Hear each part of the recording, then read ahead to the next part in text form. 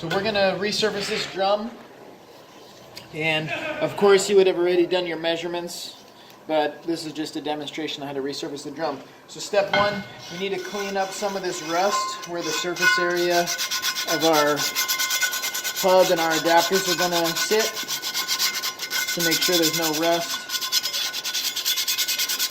And the same on the inside. And this one is pretty clean.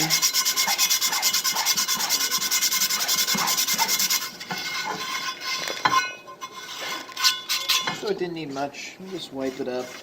So the next step, we need to select the correct adapters. So I picked this one because it's going to fit nice in here, as you can see.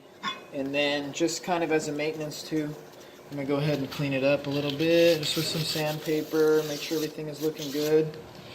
So because that one fit there well, we'll go ahead and we'll put it on the lathe.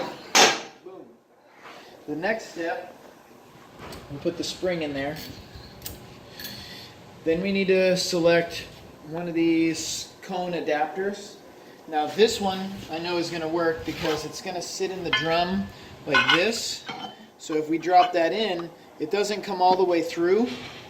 It's still, you know, kind of catching on there. So we know that that has the ability to center the drum.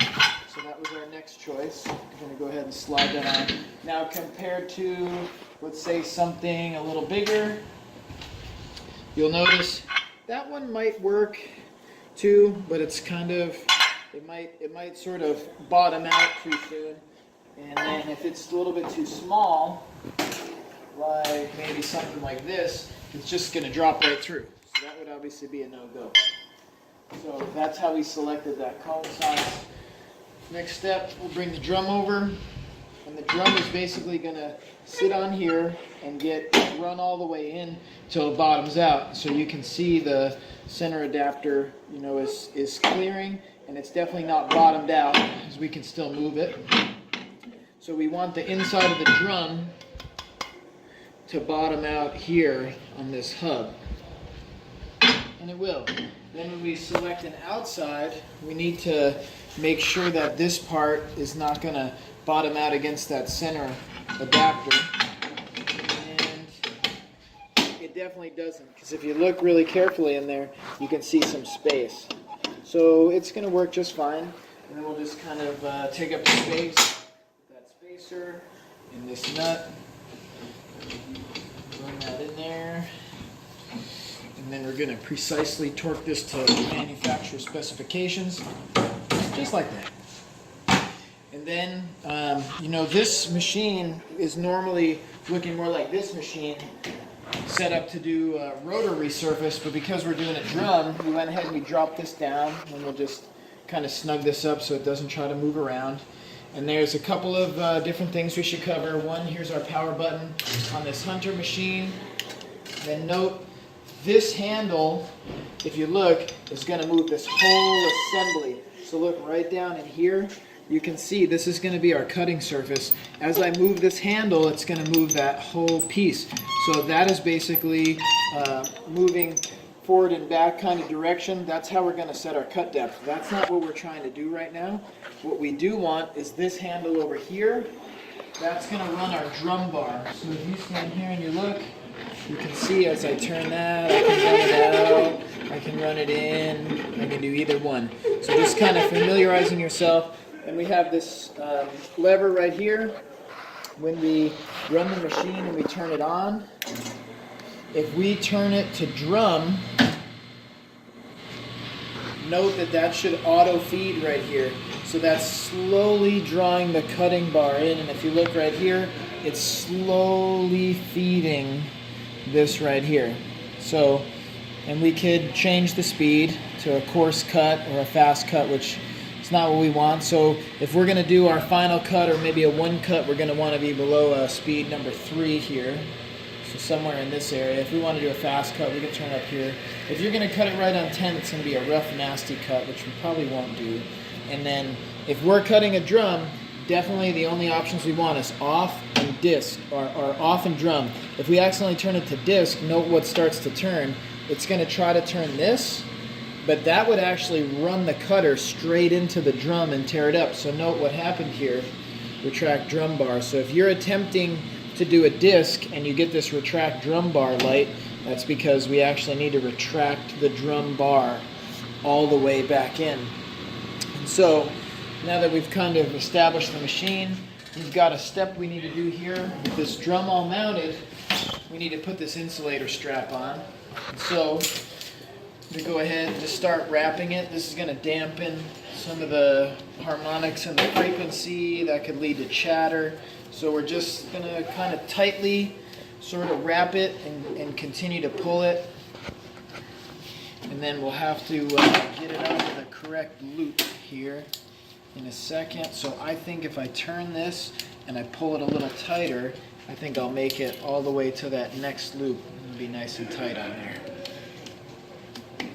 So I am going for this one right here. Go in, try to come out that hole as shown, and then boom, that's nice and tight. It's in the way, it's not going to fly off, so it looks pretty good. And then the next step is, so like we said, we're going to turn the machine on. Probably your best angle will be like right down here. And so if you can see down in here, first step we're going to do, we're going to run the lathe, the cutter, the drum bar, we're going to run it sort of in this way so we know it doesn't hit. Then the next step, we're going to go right over here, and we're going to go ahead and we're going to start running the drum bar in. So this is what I'm doing, but you can see what that looks like over here. So I'm going to run that drum bar in, as you can see. And then this is where it gets a little bit tricky because it's kind of dark in there. So we're going to help it out with a little bit of light. And so I got the light. So if you note, we're going to get that drum bar run roughly into the middle of the drum. And then with my hand over here, right here, I'm going to slowly start to kind of feed this cutter in like that with my hand. So you'll watch here. As you see it moving closer, that's because I'm adjusting it. We'll try to get the lighting just right. And you can just see, try to come in even closer. Okay, you can just barely see the cutter. How about right there? Looks pretty good. So as I bring that in, I'm just going to slowly bring it in until it touches. It's tough to say, it's a hard shot to get with the light. So we're just going to bring it in and touch it to 0, nice and slow. And I'm using the phone screen because I can't quite see. So that was a little bit aggressive, but we touched it. Now we're going to consider that 0. So come over here and look at this. And we're going to 0 that out. So I just press that button, and that's going to 0 it out. So now that's a 0 cut depth. So what we need to do next is run the cutting bar all the way into the inside of the drum, and then set the cut depth, which maybe we'll do about 3/1000ths of an inch. So let's go ahead and do that. You stand probably right in there so you can see the cutter.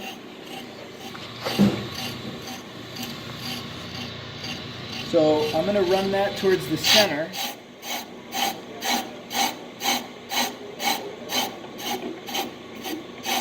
That's towards the center.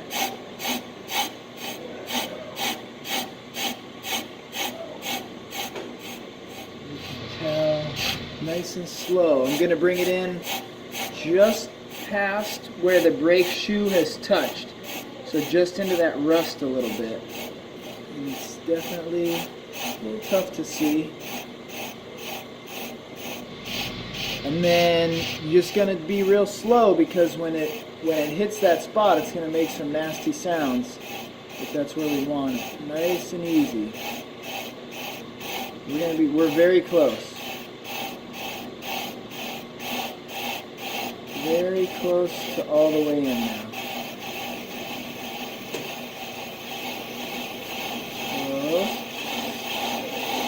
Alright, so that's it. It's totally in. So now I'm going to bring it back into the center just a hair. So we're all the way in. Now we need to set our cut depth. How we do that is we're going to turn this. So look at that number. As I turn this, how about we do, we're going to go a little high on this one because I saw some definitely out of round in there. at about a 5/1000th of an inch. We're going to go ahead, we keep it there, and then we're going to go ahead and turn it to drum, and this is going to engage the auto feed on this end. So go ahead, drum, and then note it starts to turn this one, and that's going to set the auto feed. So just because this is going to be our first cut, I'm going to cut it a little faster. I'm going to give it a feed of about 5. That's going to speed it up. And then if you look in here, you'll see the material it's cutting off. And this has definitely got some out around because it's not cutting constant all the way around. There's highs and lows. So this pass we're going to take, then we may need to take at least one more pass and possibly even a third. And so we're just going to let this pass do its thing. I'll get an angle on there so hopefully we can see the new versus the old material.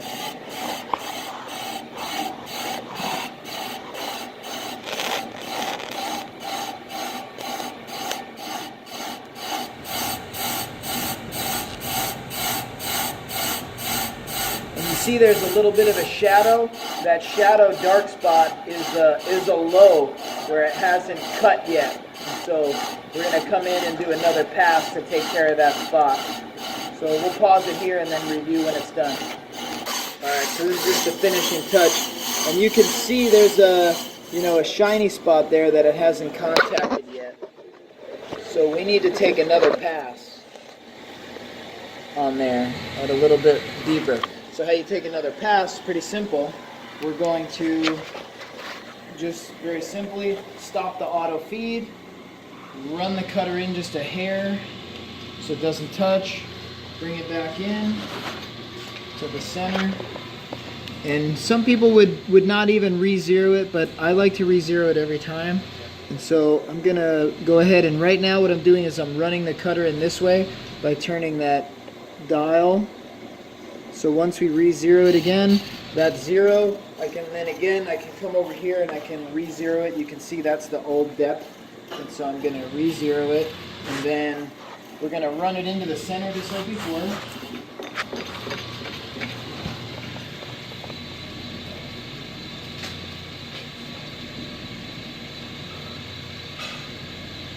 Okay, nice and easy. Same spot. I'm going to take another, we'll go with 8/1000 this time, getting a little bit high. We set it to 8.